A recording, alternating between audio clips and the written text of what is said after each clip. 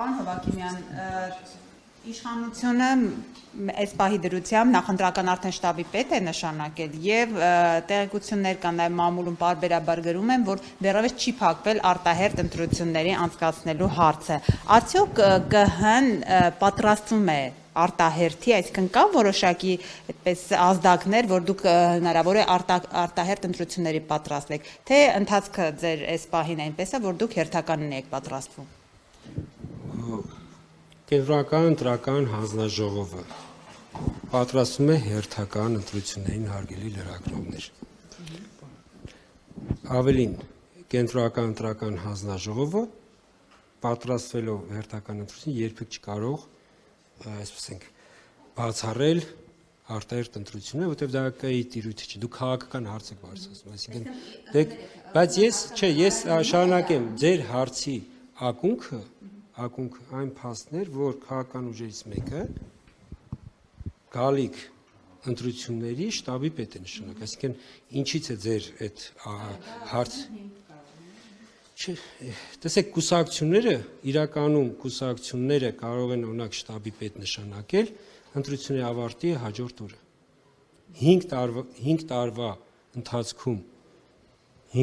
ընթացքում օրինակ հաջորդ ընտրություններին պատրաստվելու համար քաղաքական ուժերը կարող են իրենց շտաբը կազմավորել,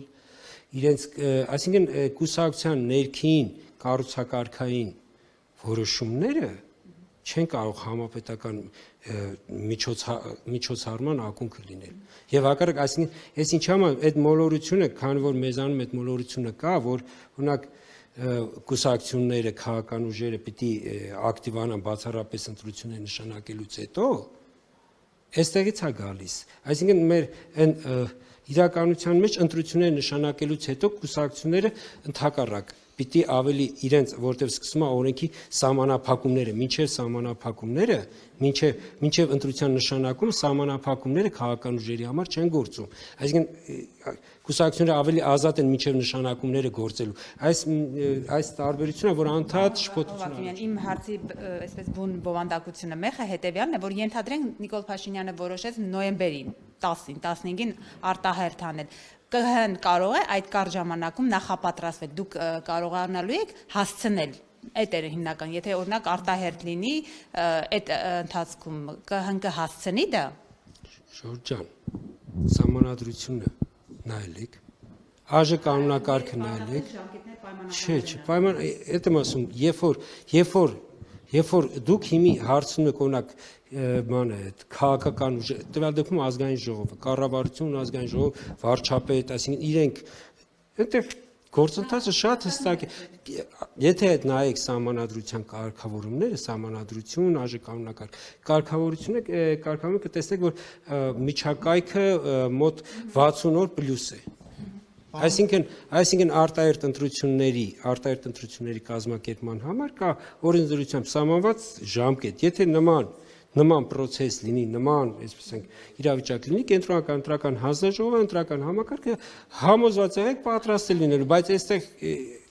ես ձեր հարցի, ոնց ասեմ, կապը, որ ասում եք շտաբի պետ է նշանակել դրա համար։ Ես այդ եմ ասում եմ ինքը Լավ, արեք գործող ընտրություններից խոսենք մի քիչ։ Պարոն Հովակիմյան,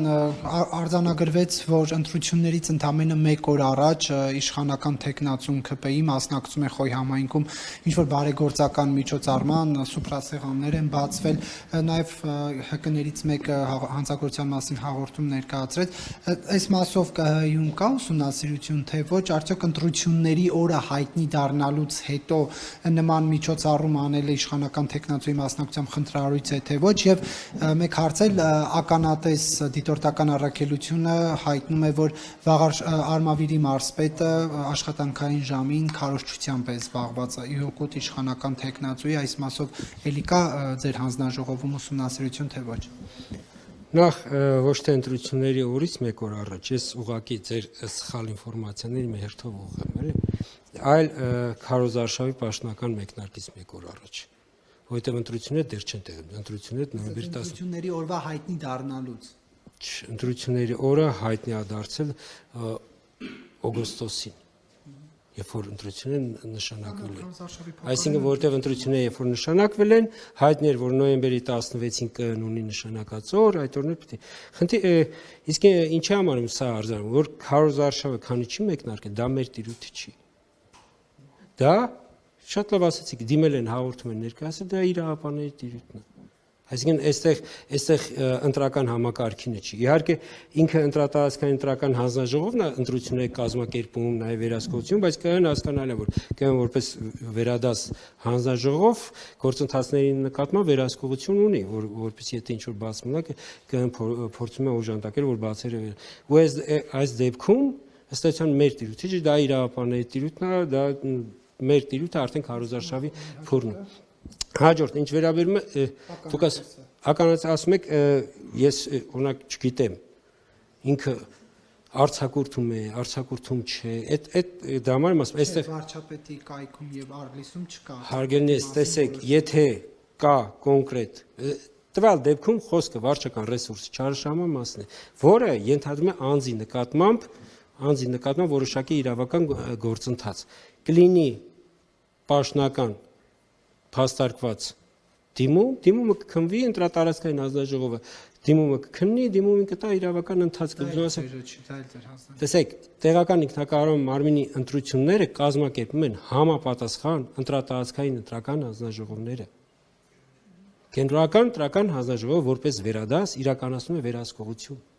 անդադ այսպես ընկալում կա որ ԿԸՆ-ը նայողի դերում եք նայում եք վերահսկողի դերում եք ինչ խախտում արեց ինչ արեց երբ որ ուղղակի նայող մենք հարգելիս մենք իրականացնում ենք վերահսկողություն հիմա այդ վերահսկողության շրջանակներում արմավիրի մարզպետի ասում եմ եթե կլինի դիմում բողոք կլինի փաստարկված դիմում բողոքը իր այսպես ենք լուծումը չի ստանա եւ կենտրոնական ընտրական հանձնաժողովը կտեսնի որ ինչ որ խնդիր կա այստեղ որովհետեւ այդ նույն դիմումատունները կարող են նաեւ ԿԸՆ-ն էլ դիմել եւ կենտրոնական ընտրական հանձնաժողովը իր վերահսկողական գործիքների շրջանակներում համապատասխան միջոցներ կձեռնարկի բայց հայտարարությունը բավարար չի որ արդեն ինչ որ գործընթաց սկսվի ուսումնասիրություն գոնե հարգելի Նարեկ ջան երբ որ դուք կամ ցանկացած անձ հայտարարություն է անում ինչ որ բան դա գնեք դա ասել որ դա հիմք է այն էլ որպեսզի կենտրոնական ընտրական հանձնաժողովը ինչ որ բան անի ես մի քիչ դժվարանում եմ որտեվ այո բոլոր մամուլի օրինակ այստեղ նրբությունը ինչու՞մ է կան որտեվ մամուլի օրինակ հրապարակումները մենք լռել այն փորձում ենք հասկանալ ամեն հրապարակման ներքո ինչ է։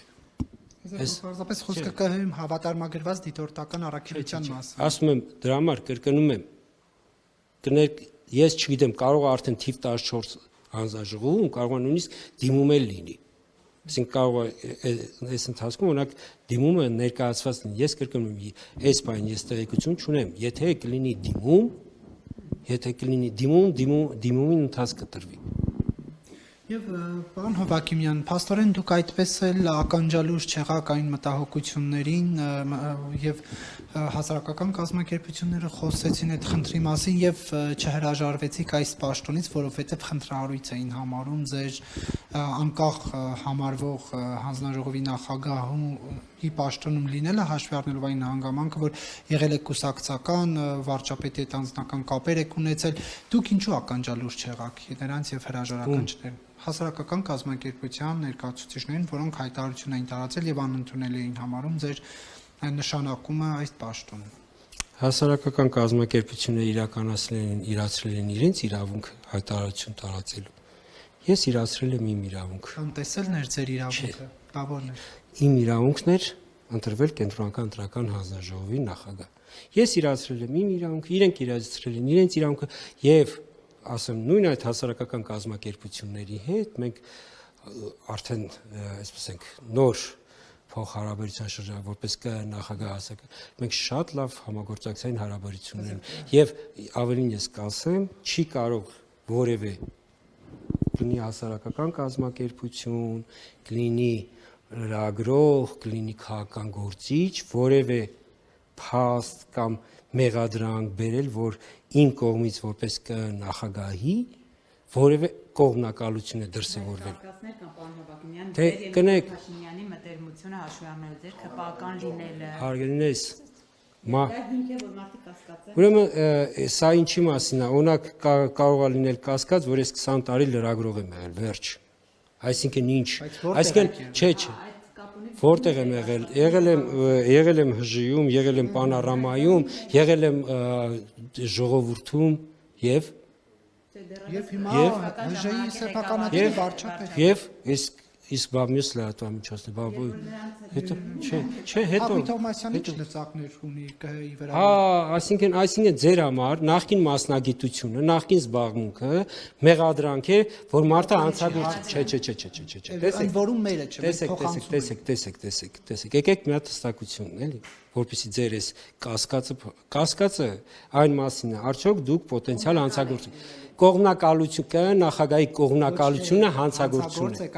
Հարգելի Նարեկ, կրկնում եմ, կը նախագահի կողմնակալությունը դա հանցագործություն, երբ որ դուք զուտ իմ